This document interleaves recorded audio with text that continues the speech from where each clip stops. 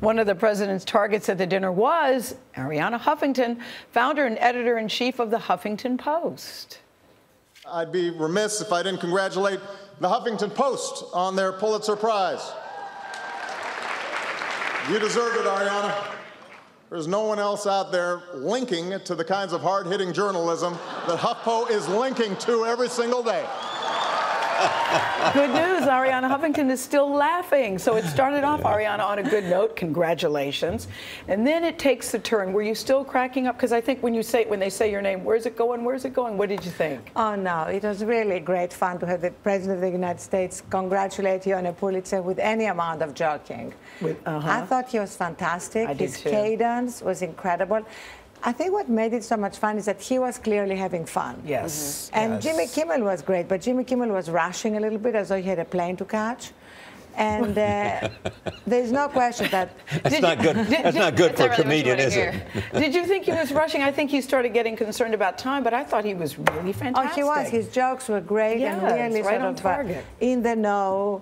Including the Secret Service joke, saying, you know, I had offered them $800 to keep them out of the speech, but they only gave me $30. You know, it was all fun, in the know. It could have been a little more relaxed and enjoying himself the way the president did.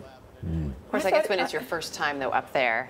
Exactly. Jimmy Kimmel, you're not as experienced, so maybe it's a little more difficult. There can be a lot of criticism, especially the morning after, about, I read some pieces on Sunday on my way home about, you know, why do they do this and they spend so much money? But there is really a point to all of this, and you see it as a very good night for a lot of people. Well, it definitely raises money for scholarships. There is a real point.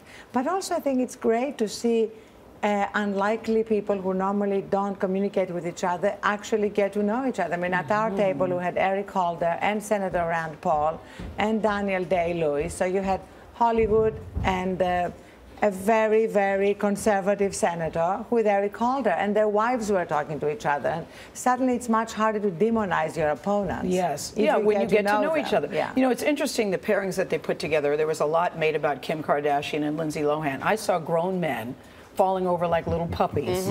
Charlie was not one of them, but I saw grown men slobbering and drooling like little puppies about Kim Kardashian. She was clearly a hit at the dinner. But actually, I saw some young women feeling the same way about George. That is absolutely true. I was one of those. Yes. There was definitely a long line to be photographed with George Clooney, who was at the timetable. And they were actually, he was sitting close to Liam Panetta. Yes. They were sort of jumping over Liam Panetta. They were talking about South Sudan. That's what they were talking about.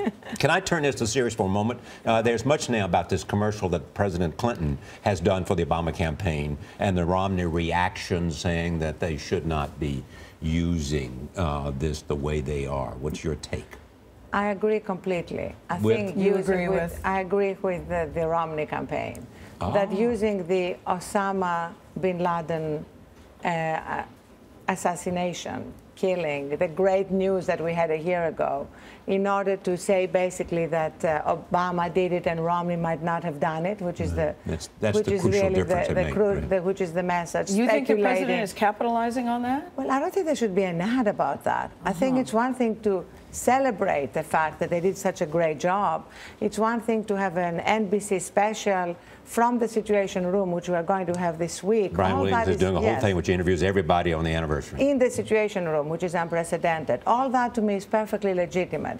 But to turn it into a campaign ad is one of the most despicable things you can do. It's the same thing that Hillary Clinton did with the 3 a.m. call. You know, you are not ready to be commander-in-chief.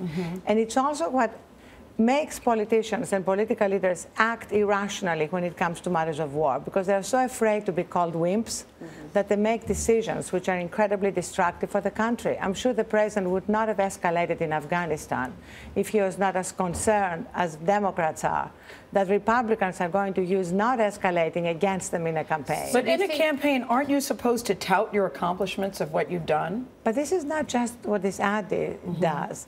What the ad does is questions. If we're talking about the same ad. We are. There's only one ad out there now when President Clinton talks about the moment of decision, even quoting former President Bush. And then quotes a snippet from Romney in 2007. Right.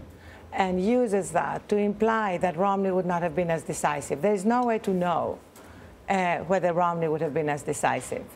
And to actually speculate that he wouldn't be is, to me, not the way to run campaigns on either side. Where do you think the campaign is right now? Looking at it at a snapshot today, is it about even? Is Obama ahead? I think Obama is ahead right now. Way ahead?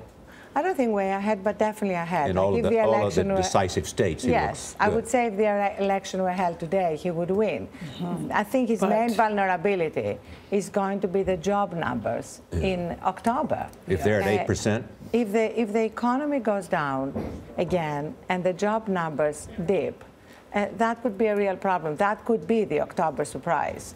But everyone's predicting. We're going to get in trouble. They've said it 3 times in my ear. I have to do it. Erica, we like getting in trouble.